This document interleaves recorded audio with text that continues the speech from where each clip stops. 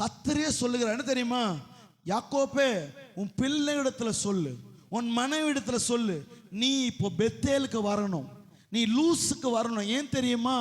உனக்கு ஆபத்து நேரிட்ட காலத்தில் ஒரு இடத்துல கர்த்தரோட பேசினா தெரியுமா? என்னென்னலாம் பேசினார் என்பதை நீ அந்த இடத்துல வந்து பார்க்கணும். ஏன் கர்த்தர் அந்த வர சொன்னா தெரியுமா? சில நேரங்களில் கர்த்தர் வாக்குத்தத்தம் கொடுக்கும் பொழுது அது காத்துல பேசுற வார்த்தை போல இருக்கும். என்ன தெரியுமா? நான் பேசுற கேட்குதா? ஒண்ணுமே கேட்காது யாருக்குமே. ஏன் தெரியுமா? வனாந்தரத்தில் பேசுறது போலதான் இருக்கும்.